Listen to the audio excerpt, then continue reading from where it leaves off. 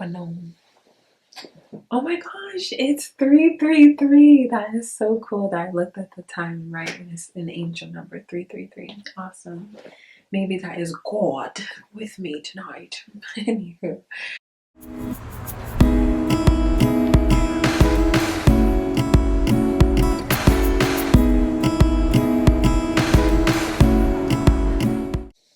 So I don't even know that I don't know that I need to give a disclaimer for this one. Oh wait, actually I do. Of course. Of course, there's a disclaimer all throughout my story, unfortunately. But anywho. So, as per usual, quick disclaimer: if you are sensitive to topics that have to do with abuse, foster care, family separation, like just anything that's triggering mental health, mental illness, I should say, and just anything else, like anything that's like really sensitive, then please watch this video at your own pace. Viewer discretion is advised, of course. I suggest that you watch the video in increments or bypass it altogether if you are just really, really sensitive to those things. But if you bypass it, then if you're interested in the series, then it won't make sense if you continue to watch. So yeah, just watch at your own pace, watch in increments, and yeah, just use discretion. Viewer discretion is advised. Anywho, you are listening to the Emancipated Star. I am the star who became emancipated at the age of 16. This video series, titled The Emancipated Star, chronicles some of the incidents in my life before, during, and after my emancipation. So just in case this is your first time clicking on a video of mine or a video in this series, then that's essentially what you are tuning into. In this video is video number 5 in this series. This is season number 1, and this is video number 5. In the last video, which is video number 4, I discussed essentially the timeline of events that are happening in my story across state lines with my birth parents, who were in a separate state in the early 2000s while I was in the Florida foster care system, excuse me. So that was video number 4, and of course you can look at any of the prior videos and the description, of course, of those videos to learn what those were about and to find timestamps. And of course, in this video, I will also provide timestamps. If not right away, then you'll see them like within like a few days or something like that of this video being posted. That being said, I think that I have done all of the the basics, the housekeeping, if you will, the summary of the prior videos in the series, as well as just a quick disclaimer, which I liked. Even though I put the disclaimer on the screen, I also just like to say that as well, like viewer discretion is advised. Like I don't know, I just like to say it as well to emphasize it.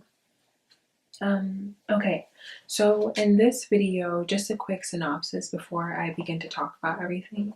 I am in video number 5. I am discussing a few things. So actually, like going back to the disclaimer, I just remembered, if you're sensitive to topics that have to do with natural disasters, like hurricanes, then you may want to bypass this video. Like I went through Hurricane Katrina. I lived in Miami during Hurricane Katrina. I witnessed Hurricane Katrina and the aftermath. So I will be talking about some of that in this video.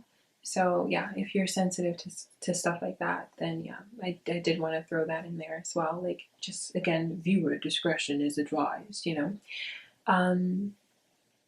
But yes, before I get to the Hurricane Katrina stuff, I remember now. Okay, I don't have like much of any notes or specific notes for this one. So, but it's because I remember like some of the things I'm talking about. I just remember it so vividly. I didn't really need to take notes. But anywho, so in the last video, I paused the timeline of events that I discussed at the year 2003. But I'm going to go back a little bit to the year 2002, I believe, or 2001, I believe. So yeah, I'm gonna just go back a little bit to 2001 and then make my way all the way to 2005, which is when Hurricane Katrina happened in late August 2005. So yes, in the last video, I discussed what was happening across state lines, but now and that was like from 2000 all the way to 2003. But now I am going back to the year 2001 and talking about the things that were happening in the state of Florida while I was in the foster home with one of my biological siblings, while my other older siblings were in other nearby foster homes. I know it's a lot, so just stay with me, please. It'll all make sense. I'll do my best to just connect everything. So yes. So it is the year 2001. I was 2, and according to all the documentation that I have gone through, it was around this time that I entered preschool, like 2000, and at the age of 2, I believe. If not at the age of 2, then it may have been the age of 3, in the year 2002.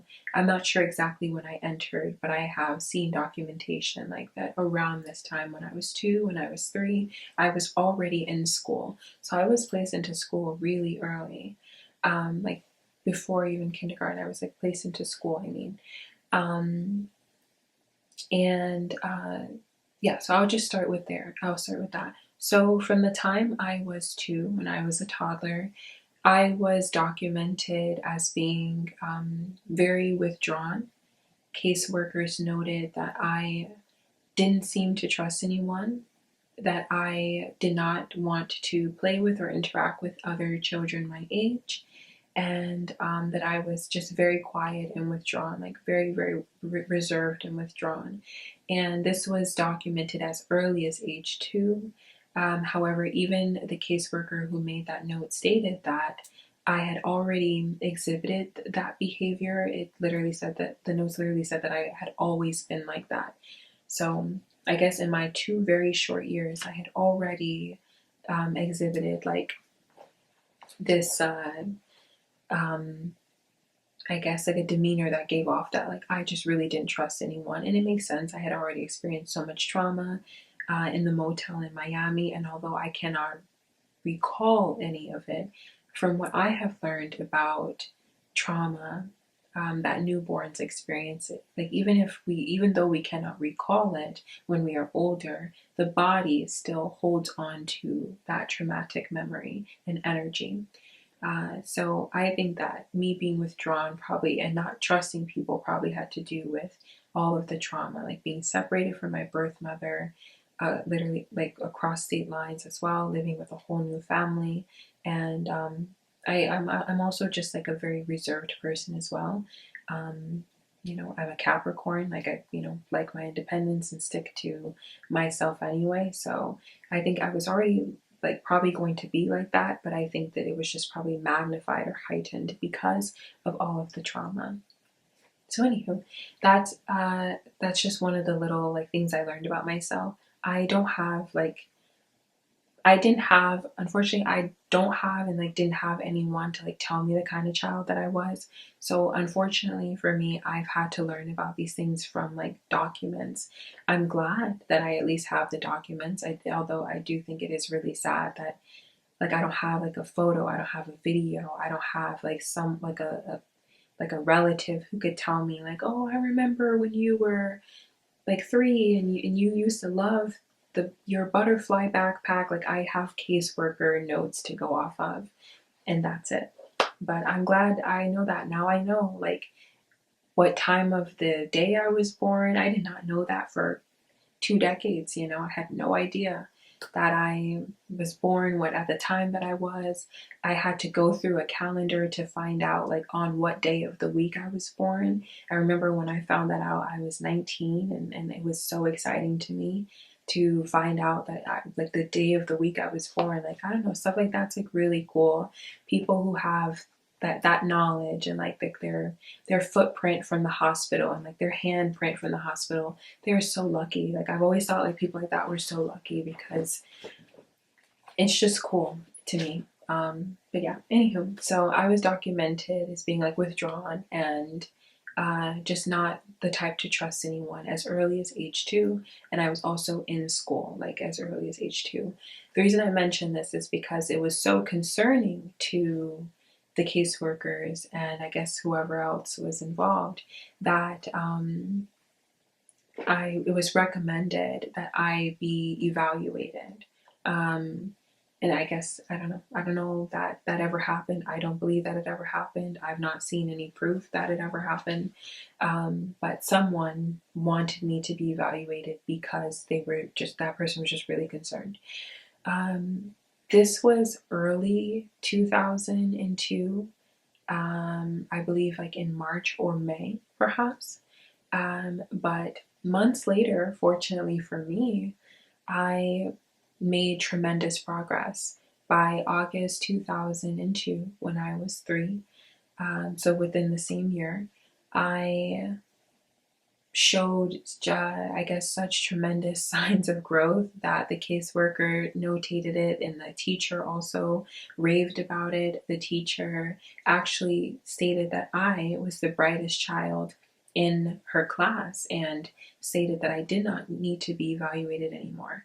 So I don't know if it was the teacher who flagged the caseworker and told the caseworker that I needed to be evaluated initially. I'm not sure, like I said, I don't know who, but the teacher, the same teacher or different teachers, I'm not sure, noted that I did not need to be evaluated anymore because I made so much progress. And one of the things that is documented is that I was reading books twice a day. I was reading a book in the morning time and reading a book sometime in the evening, like all throughout the summer. So I guess I was reading like at the age of 3, which is also really cool. Like it would be so cool if I could like, find a picture of that, or like a video or something. Like that's really cool to me. I did not know that about myself, but it explains so much. Like I love literature, and I think it's super cool that I grew up like clinging to books for comfort. Like I read all the time. I borrow books from the library or from my teachers. Like later on in life, I'm like jumping ahead a little bit, pardon me. But yeah, I just think it's cool that I went on to have uh, just such an appetite for like the written word, such an appreciation for it. So much so that I went on to write books. I started writing books when I was in elementary school to help me entertain myself, because we didn't have Wi-Fi and cable and stuff like that. And then I make books. I literally like make notebooks now. So I just think it's so cool that I went on to be an avid writer and reader.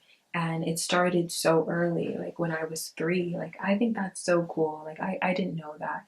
So yeah, I just wanted to mention that. And I mean, it's relevant to the story, but I also just wanted to like give a little honorary shout out to my like child self, because I mean, if I had not read the documents, or obtained the documents, I wouldn't even know that about myself.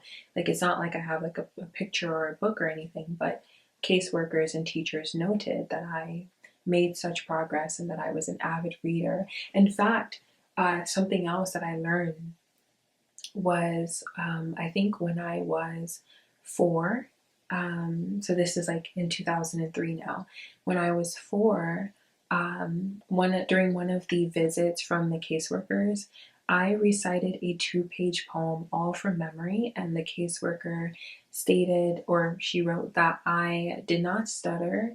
I was very audible, like I was very comfortable reciting the poem, and I was only 4. And I'm like, wow, like that is so cool to me. Like I'm so happy that I got to read that I found those documents, that I learned that about myself. And I really appreciate that the caseworker, whoever the person is, like thank you. I really appreciate that the person thought enough of that moment to document it for me, because like I said, I wouldn't know. But yeah, that is super cool to me that I was reading so early on, and that I've always had like a really good memory, and now I know I truly have had a really good memory from such a young age, because to be 4 and to be able to recite a 2-page poem all from memory is pretty dope. pretty cool. So shout out to me. Shout out to toddler me, like little old me. So yeah, anywho, so those are just like some things that I learned. Not like I can't vividly recall, obviously, but those are some things I learned about myself, about my like toddler age self, like in the very early 2000s, like 2002, 2003.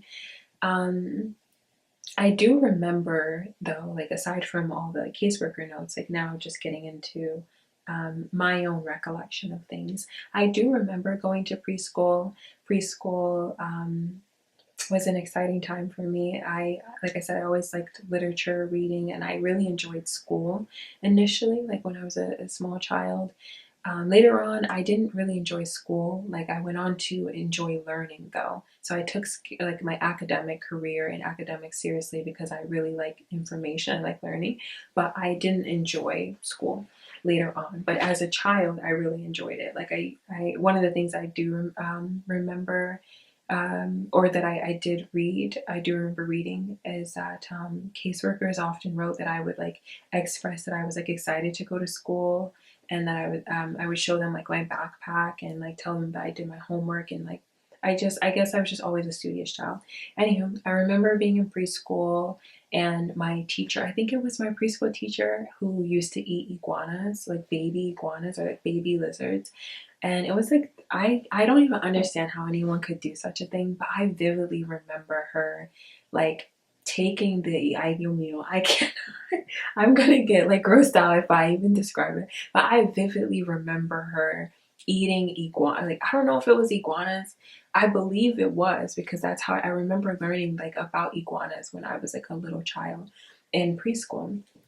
And I think it's because like she would eat it in front of us, like cooked iguanas or like baby lizards and stuff. But I also remember my preschool teacher, she gave me the nickname Lena because my name, she said my name was like too long and like too many syllables for the children. So she gave me she was the first person to give me a nickname like outside of the names that my foster parents called me. So yeah, I do remember that from preschool. I believe it was my preschool graduation. It could have been my kindergarten one, but I think it was preschool.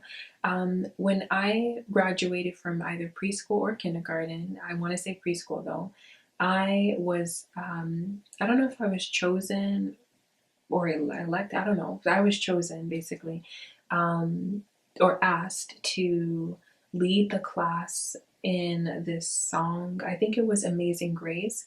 That we performed at our graduation. So I vividly remember standing in front of a podium, being nervous, but really happy that my foster mother was in the audience. Like, I don't remember in my very early years, I don't remember thinking that I was like missing out on anything when I only had like my foster mother show up to events or like in the church and stuff. Like I don't remember thinking that I was missing a dad or like that I needed a father figure. Maybe it's because I was just so young. But yeah, I was raised by like a matriarch, or I was raised in a matriarchal household, and I did, as young as I was, I didn't think that there was anything wrong with it. I didn't think that I was like missing someone. When I looked, so essentially what I'm saying is that when I looked into the audience and I saw my foster mother, like I felt so happy that I just saw her. I didn't think about the fact that other children had two parents waiting for them. I was just always so happy to see her. Truth be told, when when her adult daughter would show up to things, I would be like, because she was a very abusive too. So I did not, and obviously didn't like my sister and I, I don't think she liked any of the foster girls in the home. So her energy was just always really bad. And I didn't like when she was around. Like I remember at the graduation ceremony, I was like thinking like, why is she here? But I was happy to see my foster mother. And I know she was really proud of me that day. I remember her taking me to the store, and I was singing Amazing Grace in the store, like to prepare for the performance. So I believe it was the song Amazing Grace. It could have been that and another one. But yeah, I do remember having to lead the class in the song. But yeah, so preschool was cool. I also remember my foster mother like driving my sister and I to school, and I remember I was in preschool, and my sister, who's a little bit older than me, she had already switched over to elementary school. And I vividly remember this one time we were in the car, and I remember when she told me, oh, like next year you're gonna go to that school and you're gonna be with your sister, you're gonna be with all your siblings. And I remember being sad because I didn't want to leave preschool, but I was also excited to be able to like see what the big kids school, quote unquote, was gonna be like. So I do vividly remember that. I do remember like our trips to school and sometimes to other places too, like a plaza or like a local seafood shack or market place. I remember us going like to the flea markets and stuff like that as well. And I love a good flea market. To this day, I don't go often obviously, but I really like flea markets. But I think it's just because I went to them in Miami and like they were just such a vibe. Um, but yeah, like all the ethnic people, like everybody speaking Spanish, everybody selling like ethnic foods and stuff. It's a good time. Like I like a good flea market or just like a street market. Like it's a vibe. It's nice.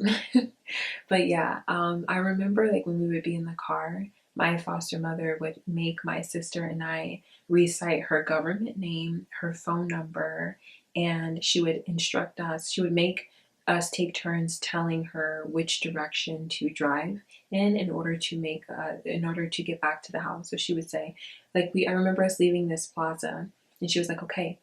She asked me, and she's like, do I turn left or do I turn right? And I was like, left. And she's like, no, it's right. Like I remember that so vividly.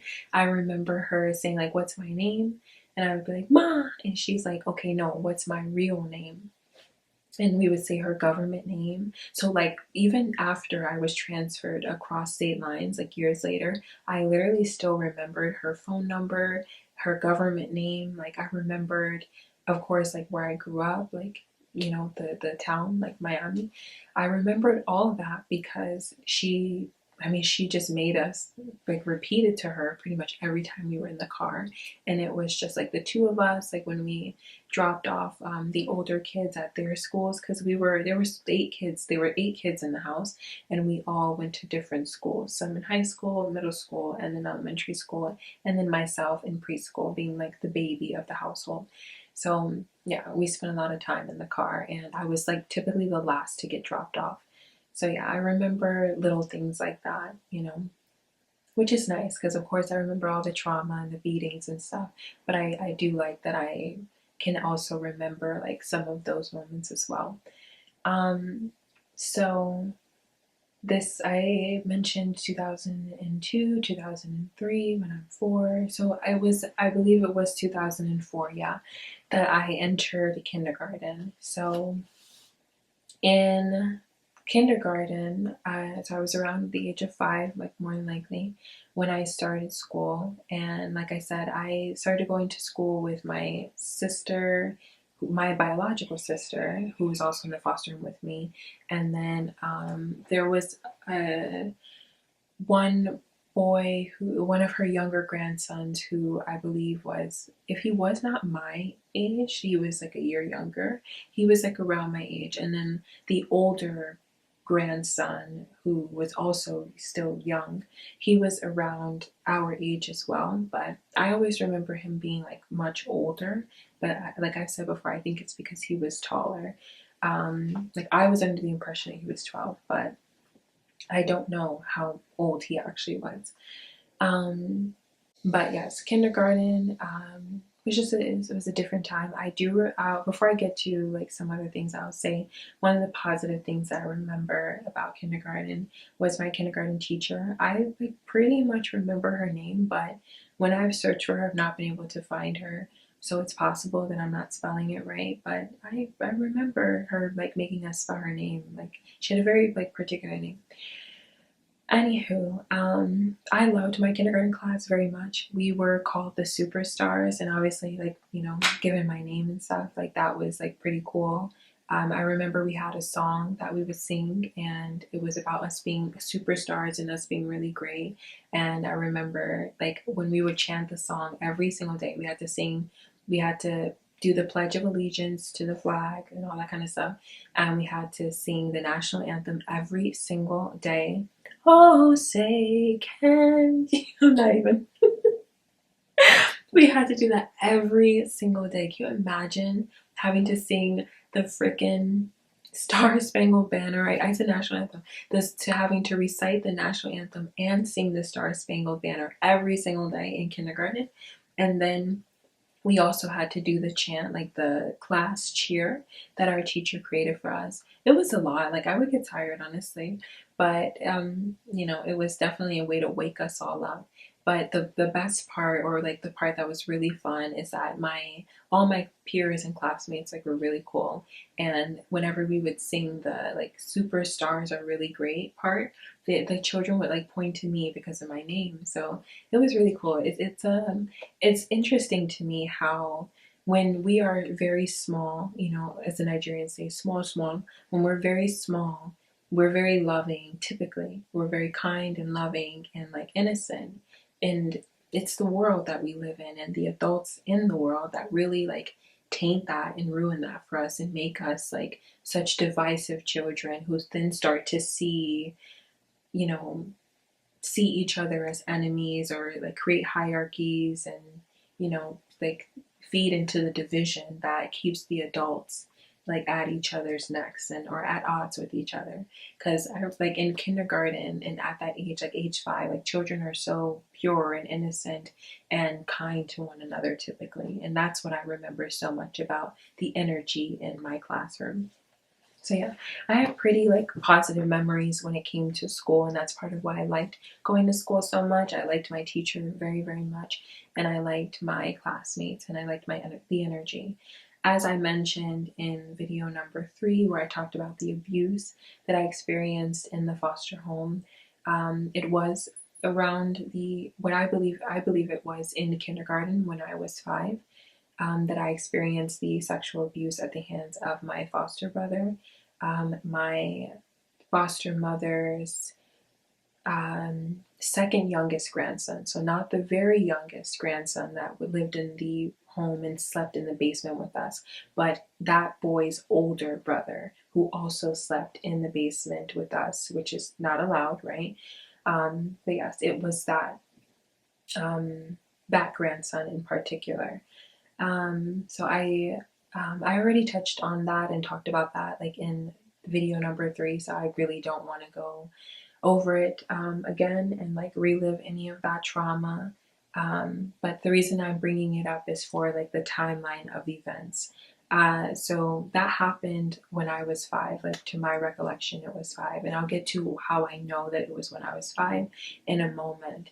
But given that that happened like by the time I was in kindergarten, that is how I know that I had already started to experience the abuse in the foster home prior to kindergarten. And yes, so pretty much like very early on, like more than likely age 3, age 4, because I believe that my foster mother's grandson began to sexualize my body at such a young age because of all of the like sexualized, ritualistic style beatings that we were enduring at such a young age. As I mentioned, she would make us pull our pants down, she would bend us over the couch, and we were all in a line. So we all had to watch this happen, and our genitals were exposed to each other, as I mentioned before. And she would bend us over the couch and she would beat us with a belt and like hold us down with her hand and beat us like senselessly, like one by one. So he was exposed to my bare body at such a young age. And then in addition to that, he, along with his younger brother, also slept in the foster home. So, in the basement. So they would see us getting ready for school, us as in all the foster girls who were kept in the basement. Like all 4 of us slept in the basement, not in a separate room. It was a very small house in a very small basement.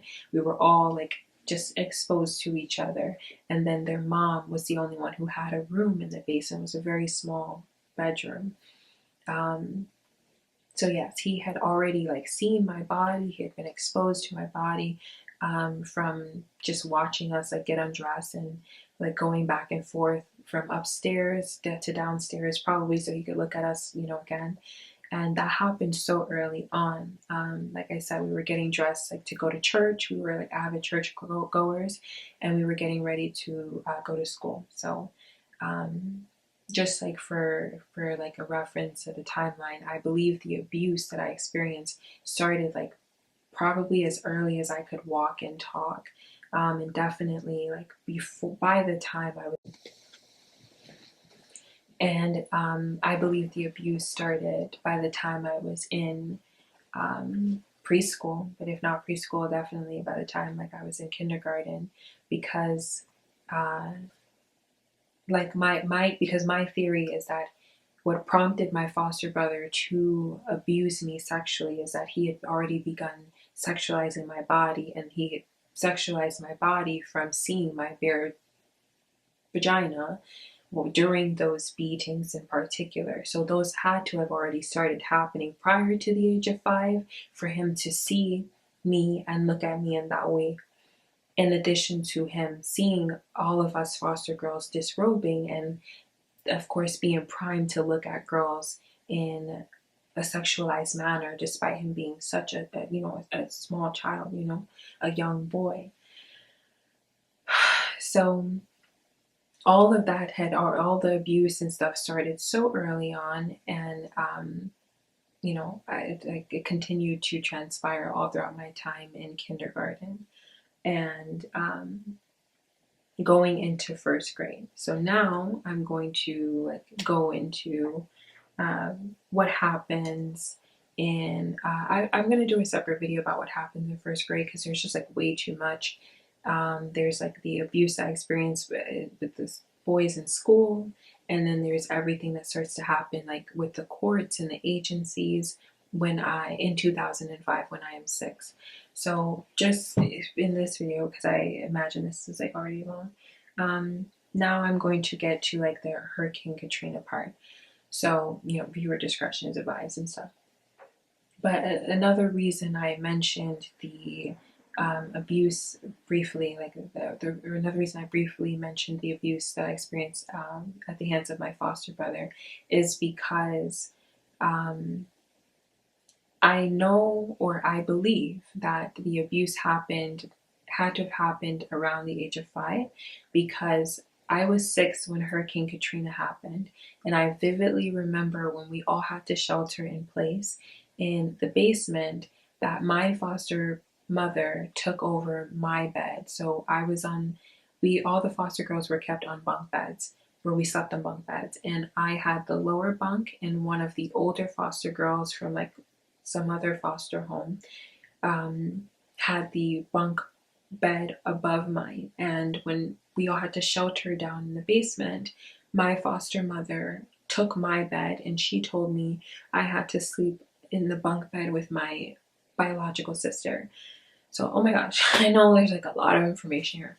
So there were 4 foster girls in this home, and we all slept in the basement on one corner of the basement. In a few videos back, I think in like video number 2.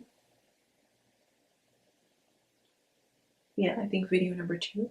If not video number 2, video number 3, I show like a diagram of the house. So you can like go back to that or refer to that in order to get a better image in your mind.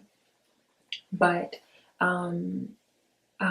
we were in an L-shaped basement, and we were on like the lower end of the basement, and we had 2 bunk beds that were like parallel to one another, so like parallel like this. And so my bunk bed was here, and the other bunk bed was here. My sister slept on the top bunk bed of the metal bunk bed, and another foster girl slept at the bottom.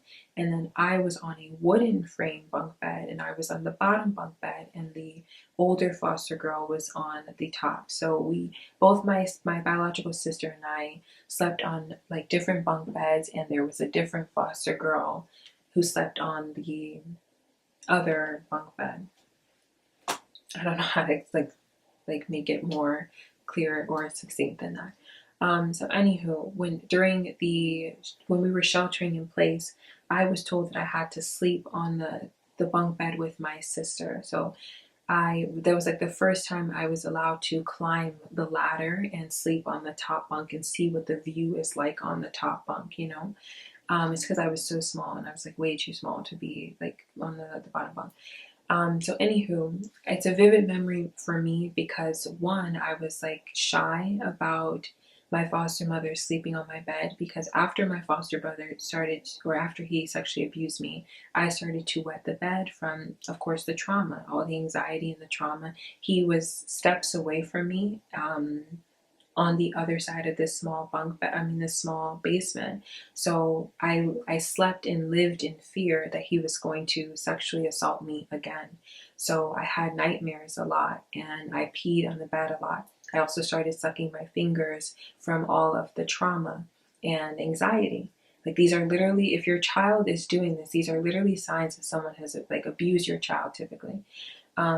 So literally I used to have like my fingers used to look so bad because I used like the skin was like peeling from, you know, me just like sucking my fingers out of anxiety. So anywho, all of that was happening like when I was in kindergarten, when I was age 5. So, and of course my foster mother and her adult daughter would criticize me heavily. They would sometimes even put like spices and stuff on my fingers and tell me like I need to stop. They would like pull my finger out of my mouth when they saw me like sitting at the table like sucking my fingers, because he was right next to me and I was anxious. But they, I guess, nobody had the intelligence to recognize what anxiety looks like on a 5-year young child.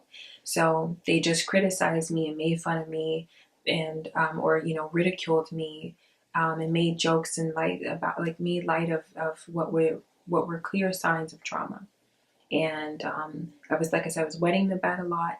And I remember being, I believe my foster mother even like made a comment about how she was going to have to change my sheets and wash my sheets a lot because of me peeing on the bed, how she didn't want to smell any urine and stuff, like insensitive comments and stuff like that. I remember that very vividly.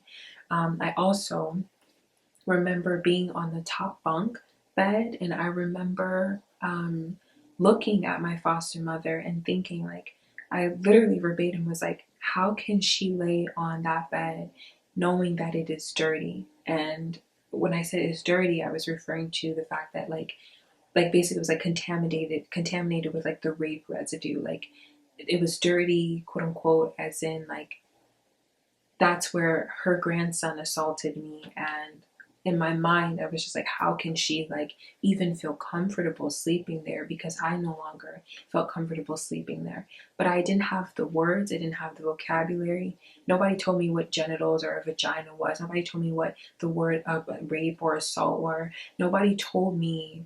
Nobody like gave, prior to the abuse, let alone after the abuse, nobody gave me like that terminology. So dirty was how I felt and what I told myself I was after the abuse. And dirty is what I thought of as my bed, or is the way that it was the word that I used to describe my bed after that experience. But I didn't have anyone to talk to about it. But I do vividly remember like the storm, like Katrina, the hurricane was literally like, you know, dancing outside, and I was looking at her and I was thinking like, how can she be so calm and just lay there on that bed, knowing what her grandson did to me? But I don't know that she ever knew because she never talked to me about it. But that's, I remember, and like I said, I have a very vivid memory. The caseworker can attest to it from when I was 4 and I recited the poem, a 2-page poem from memory at age 4. So I vividly remember like being next to my biological sister on the bunk bed, and like looking at my foster mother lay down on my bed, my bunk bed, and just thinking, how could she? So, and I will say this, it is also a violation of the Florida like child child laws that children are not supposed to sleep on, children are not supposed to share a bed together. Children of the same or of opposite genders, excuse me, are not even supposed to sleep in the same room together. And all children are supposed to have their own bed. Now, maybe there are special circumstances like when there's a hurricane, but I believe we were supposed to evacuate. I don't even think we were supposed to be down there, but I'll get to that in a moment. But yeah, that is something that I learned too, that we were never ever supposed to be sleeping in the same bed together. But anywho, I talked about a lot of that stuff in prior videos. So I will just move on to all the things that I remember about Hurricane Katrina.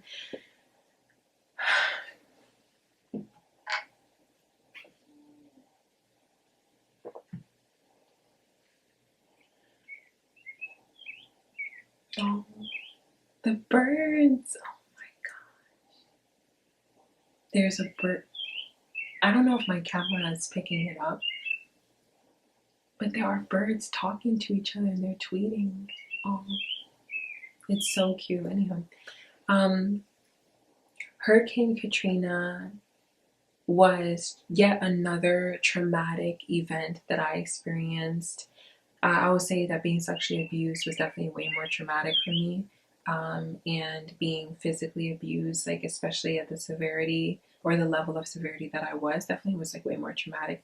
But Katrina, so experiencing a hurricane is definitely up there, especially being so young. Like when I say up there, I mean it was up there in the category of things that are like really traumatic about my time in Florida.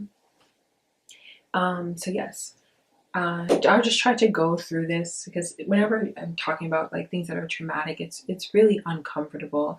Like I may sit here and I may look like I am like quite intact, but I'm quite uncomfortable actually underneath it all, and that's why sometimes I may take a while to get to the point, or you know, yeah. Anyway, um, and I mean, I believe Hurricane Katrina was trending last year because it was the 20-year anniversary. So if anyone who is listening to this or watching my video, like if you saw any of any of the footage and like any of the uh, like the segments that were featured and like documentaries that were made available last year about Hurricane Katrina, then you probably like you can imagine like or you know like it was a really traumatic event, as any hurricane is, you know.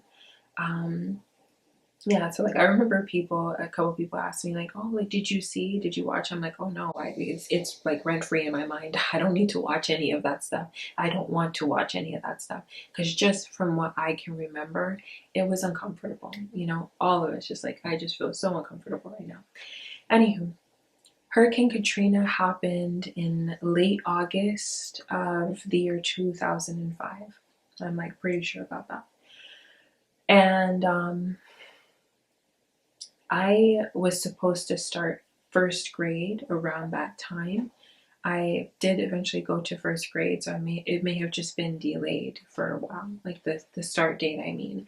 But I was 6 years young when Hurricane Katrina passed through Miami, Florida.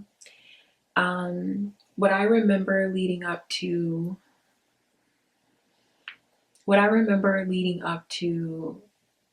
the actual event was like just some murmurings, and I remember there being talk in the household about a hurricane, but I didn't know what a hurricane was. Um, the more that we heard about it, I do remember hearing like the word evacuation. I do remember my foster mother being very adamant that she was not going to evacuate. I think verbatim what I remember her saying is, "This is my house. I've been in this house for years." If I remember correctly, you know, I can't say 1000% for sure, but I very vividly remember her saying something to the effect of like, if like I don't want to, I'm not, don't quote me on this, but it was something like, "This is my house. I've been in this house for all these years. If no one and no hurricane is going to run me out of my house." It was something along those lines. And it stayed with me because as we heard more and more about the danger, the severity of the storm that was approaching, like we were literally cautioned and like warned and advised to leave. And I remember thinking like, shouldn't we be gone? Like, shouldn't we be leaving? Shouldn't we also evacuate? Like, I remember learning the word evacuate and wondering why we didn't do such a thing, you know? But I remember that being her attitude, that like this is her house and she's not leaving, and if it's her time to go, then basically like then God's gonna take her and take all of us, and that a hurricane is not gonna be the reason that she abandons her house. I'm pretty sure that was what she said, but if it weren't those exact words, it was to that effect. I just remember that very clearly because obviously we stayed, you know. Anywho, so that's why we were still in the house despite the fact that a hurricane was happening and approaching us, because she didn't want to leave. And she didn't want, and I remember thinking, well, girl, you know, if you don't want to leave, can I? Like, can I go? Like, can we go? Can the Fosters go? You know, no, I don't think I knew that we were Fosters yet, but the girls in the home in the basement who were being treated differently, like we weren't, you know, her children.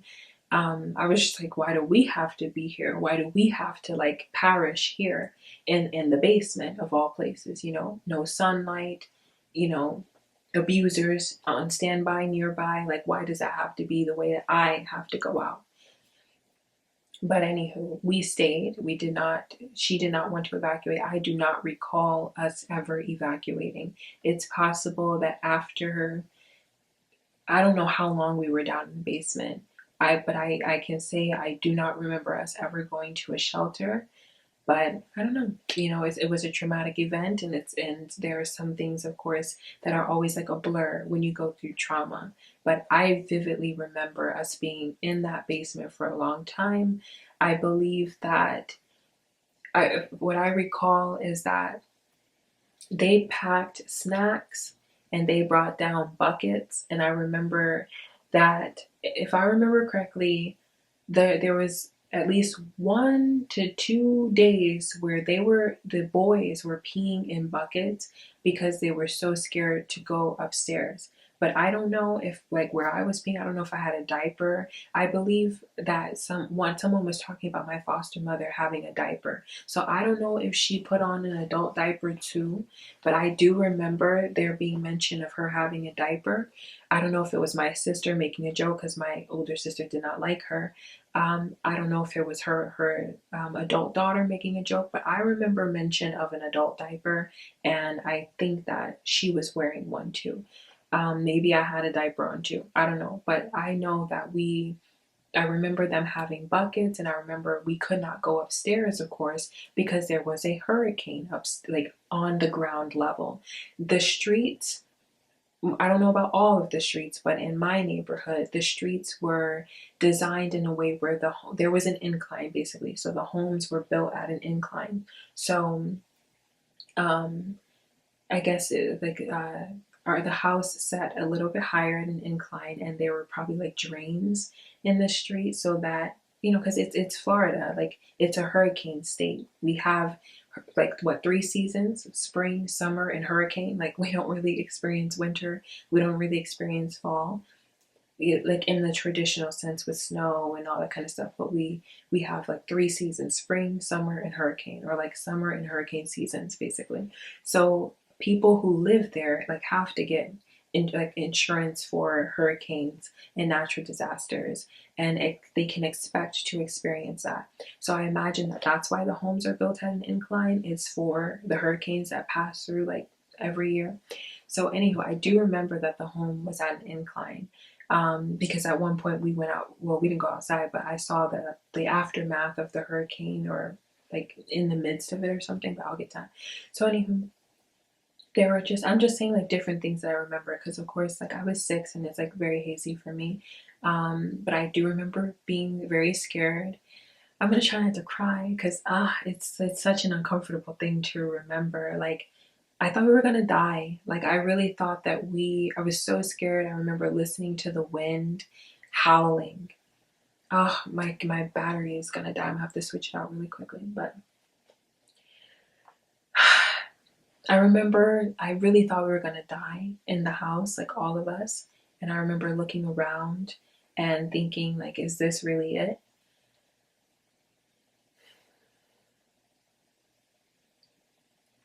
You know, I was 6. I was so young. All of us children, like we were so young. And I thought, like, we're all gonna die here in this house.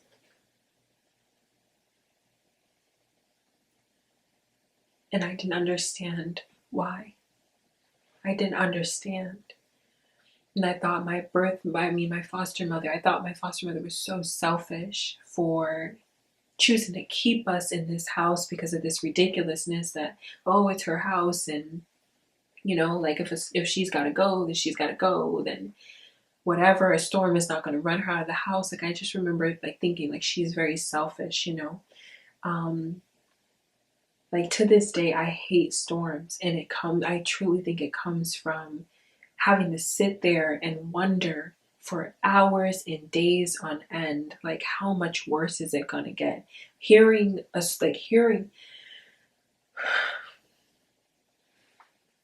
think I'm gonna let my camera just, my battery die, and just like take a deep breath.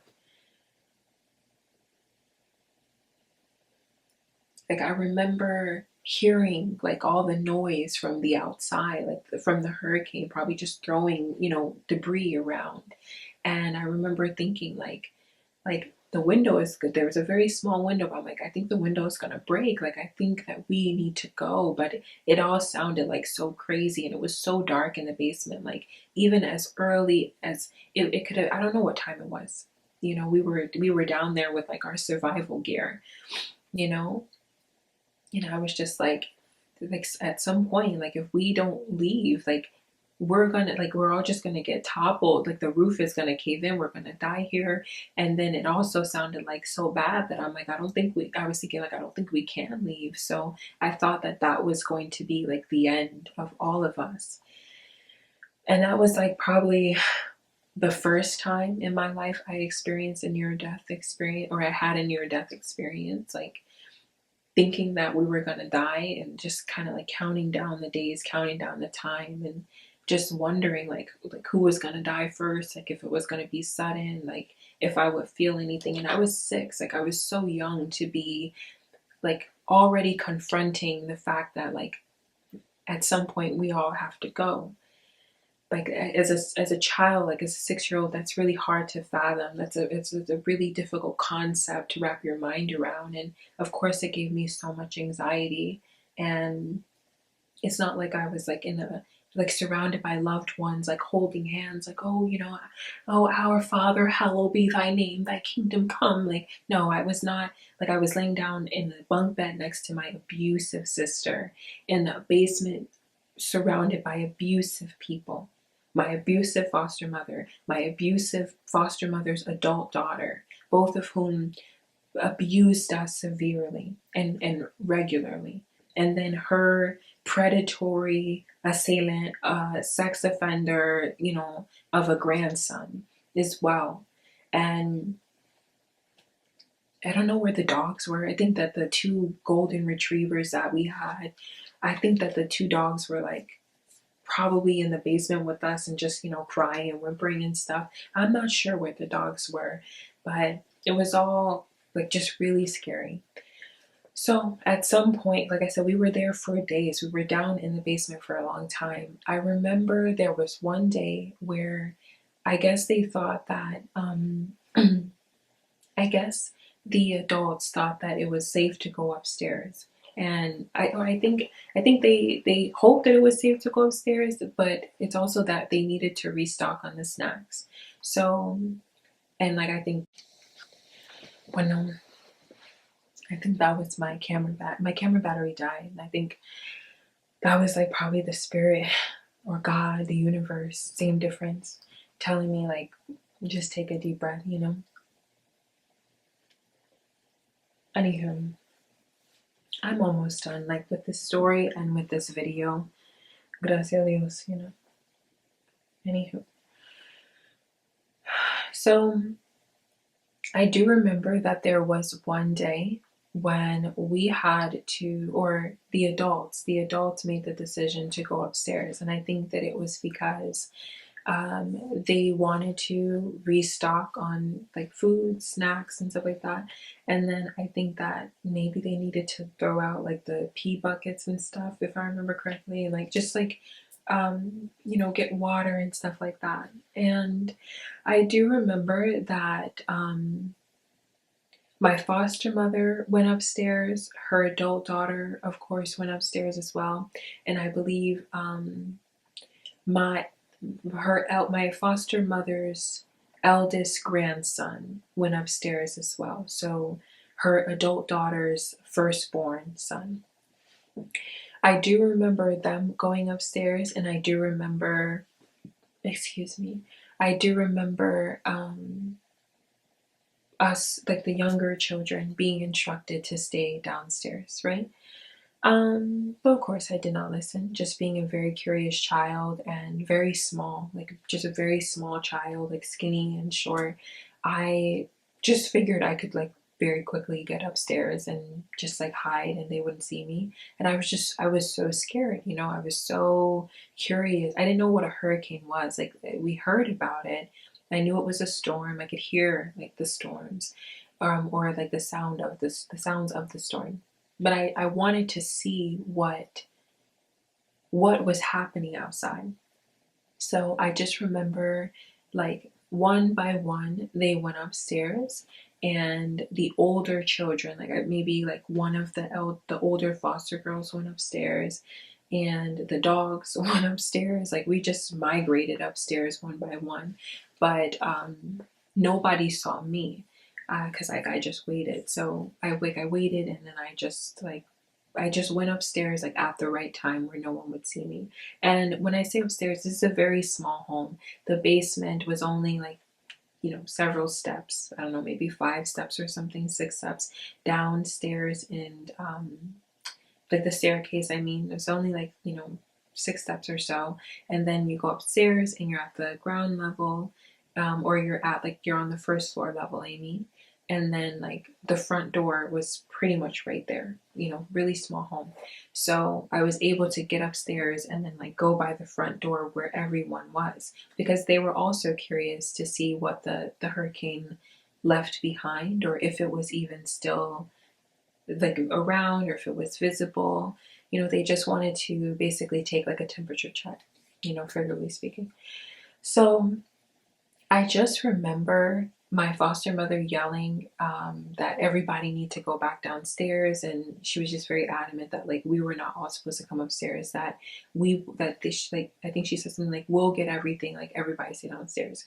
And she didn't see me. I think this was like before I had actually like rounded the corner of the wall that separated the staircase from like the front door.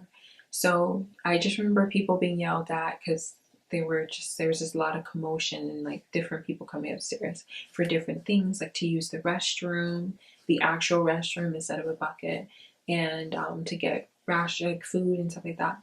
So anywho, I just vividly remember the part when my foster mother's daughter, I believe it was, opened the front door. And she opened the front door. Her son was standing next to her, like the eldest grandson. My foster mother looked as well, and I just remember their reactions. I remember what they saw. I remember they were so surprised, and they were just saying different things like, oh my God, like, wow, you know. So that's when I found my way upstairs, and I stood like right in between their legs, and I got a glimpse of the outside. And one of the reasons like Hurricane Katrina like haunted me for a while, like the storm, and just like the reality, like it was such a dose of reality for me as a small child. That's why it makes me like teary eyed. That's why I feel so uncomfortable even like remembering it, because I mean, I saw, okay, so when they opened the door, the first thing I saw was the ocean. I did not see the pavement anymore. There was no sidewalk, there was no street. It was just the ocean. And and not that I like, I don't know. I don't know where the water was coming from, like if it was coming from the left or the right, the east or the west, whatever. I just remember like the thing that separated like our neighbor's yards, which used to seem so close, was this ocean. It was just water everywhere, and there was all this debris there were like pieces of roofs or is it roofs roofs, like roofing, pieces of like the roofs of people's homes. I mean, anything, like just you name it. It was just stuff. Like I mean, I don't know how to describe it. Uh, but it was just like it just looked like crazy to me. It was just the craziest thing I had experienced. And I couldn't believe it was so close. Like the ocean was right there. And when I say the ocean, I don't mean like literally the ocean. I mean like it was like a lake that had formed, like a makeshift lake that formed and covered the entire street. And there were just all these different things floating in the water. Like I learned later on there were like people's bodies floating in the water. I don't vividly recall seeing a body, thank God, but I saw so many other things, and that is what like terrified me, because I just kept thinking that water was going to rise and that it was going to drown us in that basement.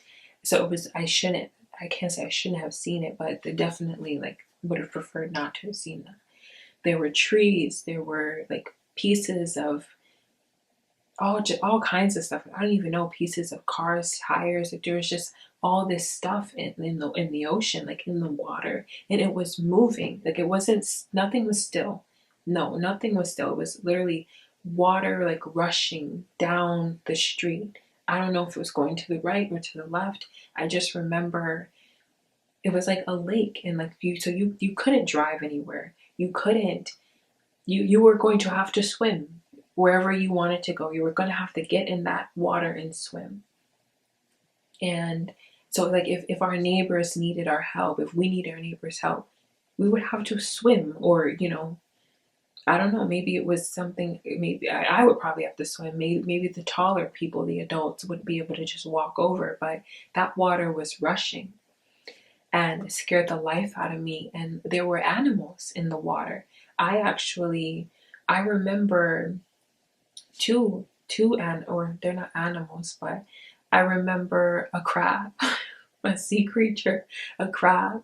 There was a blue crab that, I don't know who spotted the crab. I had never even heard of a blue crab before. We ate seafood all the time.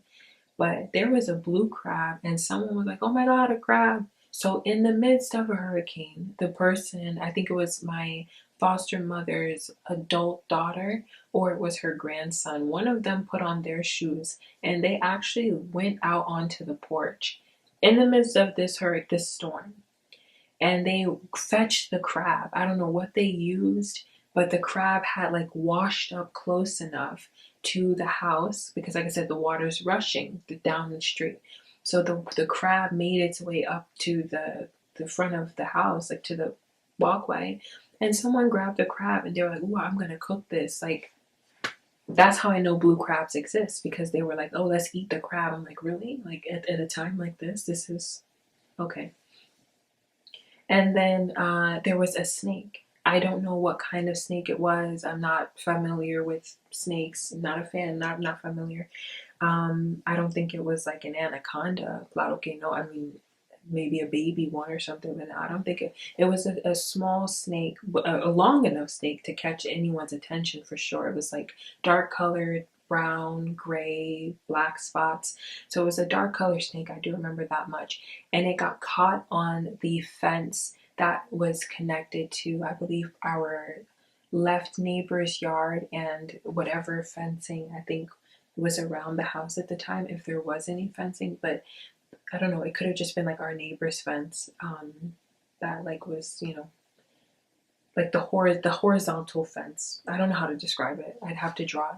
But anywho, um, the snake got caught on the fence, and I vividly remember. I don't think it was the same day. It could have been the same. Actually, it probably was the same moment, because this was the only time I got to see the storm and like what the outside looked like.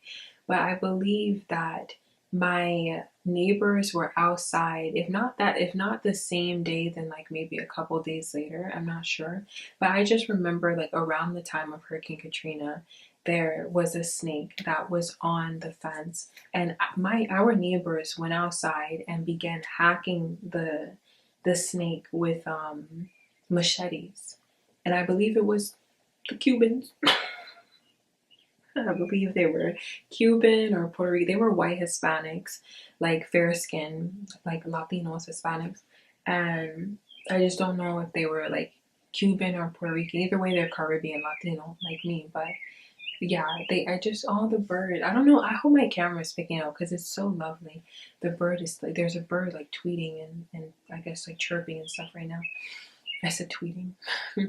But anywho, I just remember like the neighbors went outside with machetes and they were hacking the snake, and it was caught on the fence, and I was just like, what is this? Like, what's going on? Like, there's a blue crab, there's a snake, there's tree, there are literally parts of the tree, like trees, like large chunks of trees in the ocean water that's rushing down the street. It was just really chaotic for me as a 6-year young child, like witnessing all of this in the dark gray skies and just the chaos of it all. So I remember being very, very scared. And at one point, someone realized that I was like right there, standing in the very front of everyone. Because, like I said, I was really small, so I just like maneuvered through their legs, like while they were standing.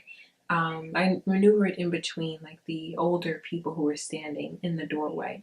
And when my foster mother realized that I was standing there, she just started screaming and yelling for them to grab me and to move me back inside the house immediately and close the door. So that was the only time I got to see hurricane, like the I don't know if I would call it the aftermath, because I don't know what day it was. Like, we had been in the basement for so long, I lost track of time. And yeah, I don't know. I don't know if it was nearby, but or if it had actually like calmed down. Um, but yeah, I do vividly remember the blue crab. Like I said, that's how I know blue crabs exist. We had only eaten the red kind prior to that. I don't think I ate that crab. I thought it was poisonous, so I didn't want anything to do with that. Plus, it was only one. But yeah, and then I remember the snake. I remember them like hacking up the snake with the machete, and I think one of the people in the house went to join them or talk to them about it, which was probably my foster mother's adult daughter, while the rest of us stayed inside. But I do vividly remember those moments. And then, yeah, just being haunted by the sounds of the storm. Um, I think that we had like walkie talkies, or someone had a walkie talkie. And I remember wanting one. Like, to this day, I think walkie talkies are so cool. And I learned about them like during that time frame. But yeah, so I remember like different things like that. And yeah, I definitely remember being um, awake at, I don't know if it was nighttime or in the morning, because it was always dark in the basement because there was a storm outside and there was only a small window. But yeah, I do remember just thinking about life and contemplating my life and thinking like, I'm so young, and like this, like if this is really like the time for like all of our lives to end. Like, I didn't do anything, I didn't like accomplish anything, I didn't even get to see what's in this world. And that was the very first time I had ever had to like experience those thoughts or be confronted with like my mortality, basically, and how fickle this life is. And I think that part of the reason I have such drive is beyond the fact that I'm a Capricorn, beyond the fact that, I have had so many like obstacles in my way. Like, I feel like I started like negative 1,000 levels behind like normal people, or like people who just don't grow up with so many like setbacks.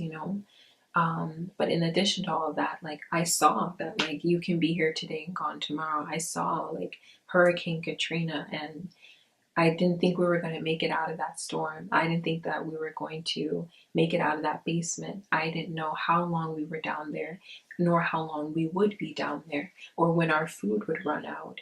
and we had to just lay there and just sit there and hear the storms, hear like the chaos, like, debris like flying around and not knowing if the house is gonna cave in. Like, I remember all of that. And I just remember thinking, like, this is it. If this is it, these are not the people that I want to be surrounded by. I remember thinking all that at age 6. So it made me really appreciate life, or just like value life rather. It didn't really like everything about my life at the time, but I have I have an immense like and I have an appreciation. It's an appetite. Like, I have a strong appetite for life. Like, I want to live. I want to be more than alive, and I think that it comes from, like I said, a few things. I just naturally am an aspirational girl. And then I just have had so many obstacles and a lot of things to overcome. And I didn't really get to I've never been able to see myself like at my fullest potential. I've never seen like the best I could look, the best I could be, the best I could do. Like, I do the best with what I have, obviously, but I know, and I feel wholeheartedly that like if I just had like a better and like more stable upbringing, I would have turned out like much better. And I don't think like I turned out like poorly. There are so many things that are like more difficult in my life because I pretty much have had to I had to raise myself, and even into my 20s like have been like boggled down by all of these obstacles in my way, and falling into the hands of abusers all throughout my childhood, and even into my 20s, like because no one taught me like what to look for. No one taught me just vital things, important things that if you have like actual parents, like adequate and like parentally fit parents, like they instill those things in you. They'll provide like something stable for you, instead of like what I dealt with, which was like living with different people. All like I live with my employer, I live with this person, I live with that person, I live with this foster parent. Like, that's not normal. And that kind of instability creates so much anxiety. And then of course it led to me having to become an emancipated minor, and take responsibility for myself so early.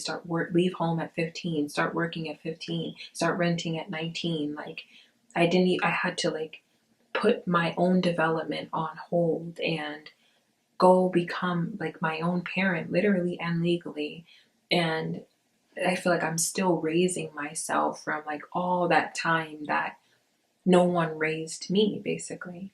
Um, and anywho, I mention all that to say basically that the drive and like the incentive and the motivation, it comes partly from like knowing that this life is very fickle. You are here today and then you are gone. And it's important to make use of the time that you have, not take it for granted, as much as possible, right? Like, you're gonna have days where you're more productive, and then you have days where it's hard to even just get out of the bed and say, God, thank you for waking me up today and every day. Like, I say that every single morning, and sometimes I'm like, God, why did you wake me up? But I'm not suicidal at all. Like I said, I have an appetite for life. Like, I really do appreciate that I get to wake up every day, that despite everything that I've gone through, like I get every day that I've had, like I'm grateful that I get a chance to make my life just a little bit better. Like, I'm a writer, so I kind of think of it like I get a chance to write a better story, or like just write a better page in my story, every single day that I'm given. And I'm grateful for that. And yeah, I think it comes from being 6 years old and thinking that I was going to not make it out. I don't even want to say the word, but I don't want to start crying again. Like, it's a lot. But yeah, thinking that that we were not going to make it out of that storm. And I'm here all these years later. And I'm grateful. despite everything, despite all of the frustration and the trauma and the anxiety and the fear and all that has crippled me, I'm very grateful that I made it out. I know some people did not. So, yeah, anywho, ay Dios mío. I thought I was like holding it together. But yeah, I'm very grateful, and like rest in peace to everyone who did not make it out of Hurricane Katrina. I know that for a lot of families and a lot of people, some things were never the same. And even Miami, like I don't think Miami has ever like recovered truly and entirely from that situation. But yeah. So anywho, all in all, just to summarize, this video is like probably really long.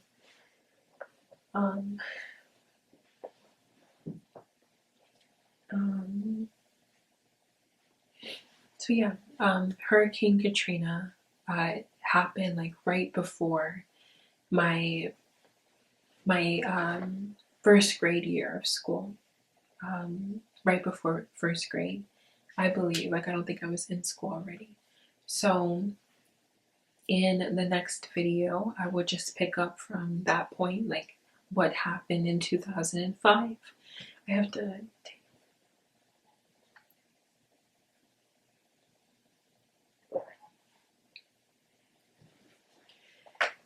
I think it's just all the emotion. So anywho, just to summarize like everything that I have discussed, and then like to just do a brief summary of like where I'm going to pick up the timeline in the next video, so I can just close out this video and like just like leave all this emotion right here for now, you know, because it's all so heavy. And yeah, anywho, so in this video, just to summarize really quickly, I discussed like pretty much the beginning of my academic career, as it is called, like when you start school. I talked about what I learned or what I recall about my time in preschool and kindergarten, and I discussed Hurricane Katrina and the things that I remember from that natural disaster that like shocked the nation. And I just like tied that memory into other things that I remember, like the abuse that I experienced at the hands of my foster mother's grandson, and how I know it had to have happened around or like before Hurricane Katrina because of the memory of that situation, and like the thoughts that I had, the very heavy thoughts that I had when we were all in the basement, and I was, you know, just thinking about the abuse that I experienced and how my foster mother like didn't protect me, and then I thought we were all going to just pass away in the storm, and I was just like contemplating a lot of heavy things at the age of 6, like going through all of that. So that is essentially like a nutshell of what this video was, video number 5 of season number 1 in the Emancipated Star video series. In the next video, which is video number 6, I am probably just going to pick up like where I'm leaving off right here with the 2005 series of events in my timeline. So there are several things that happen that involve, like, I guess, the agencies and just the whole family reunification process. So I will, or specifically that lead to what happens in 2006 and my biological sister and I being taken from our foster home and being reunited with our birth parents across state lines. So yeah, there are just like different things that are happening like across state lines, and then in the state of Florida, in the tropical south as I call it. So I will just probably talk about those things in the next video. But for now, I can't lie, I feel like I want to go cry and just like get all of this energy out. But I don't know, probably just gonna wash my face, do a face mask, and you know, just like call it a day. Drink some water, you know, lower my blood pressure, you know, chill, girl. But yeah, so I don't have anything more to say. Yeah, I think that I have said enough. I don't know how long this video is, so I'll just leave it here. I do want to say again, rest in peace to everyone. Prayers, blessings, and my condolences to everyone who was personally, directly, and or indirectly impacted by Hurricane Katrina. My thoughts are with you. And yeah, on that note, I will say, tata mi amores. Take care.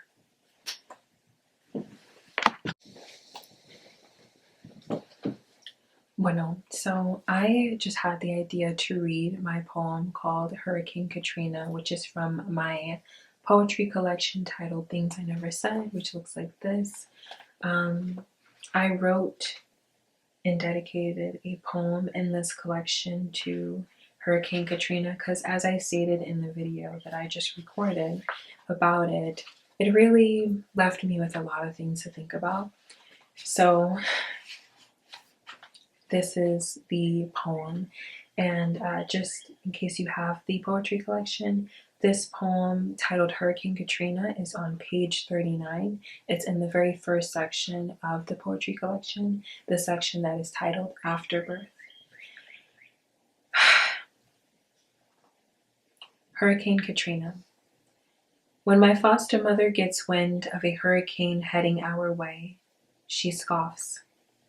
She says, "If a storm is going to take me, then it'll have to take me with my house." I don't ask why it has to displace the rest of us too.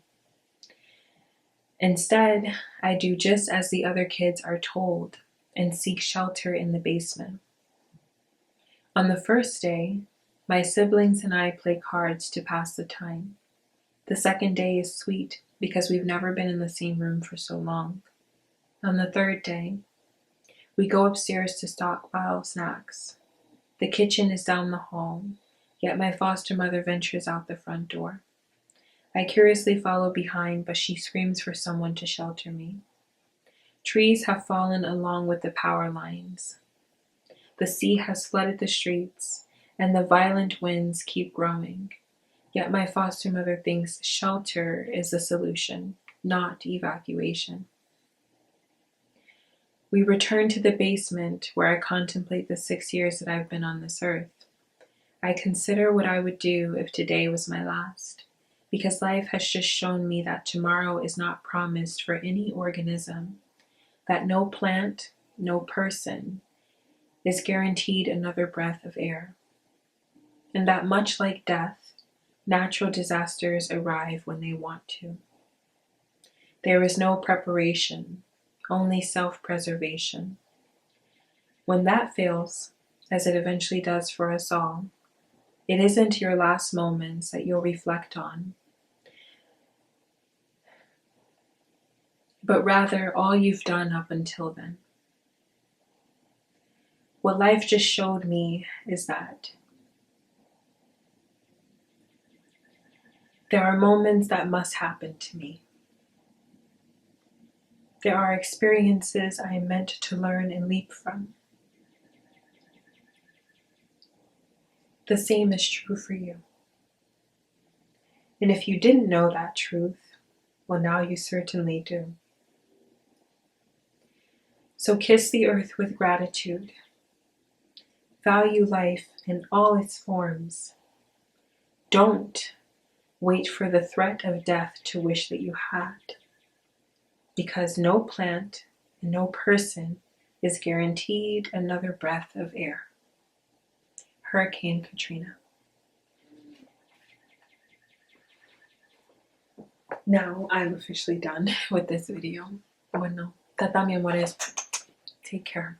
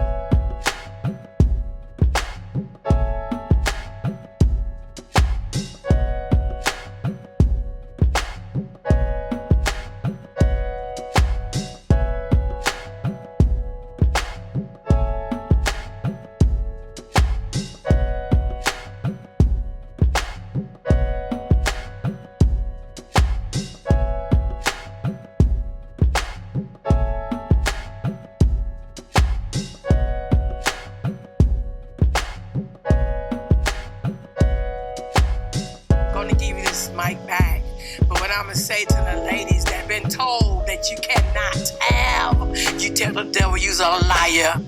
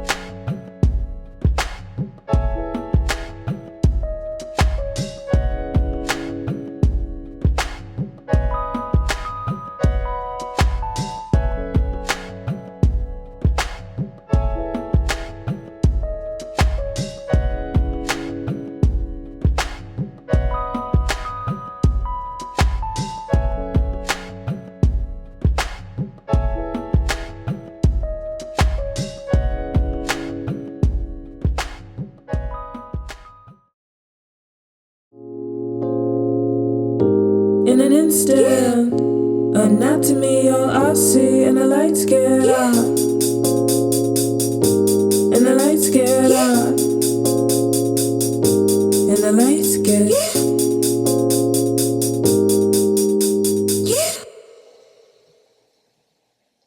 But yeah. And the lights get out, slow motion, I freeze, you watch me.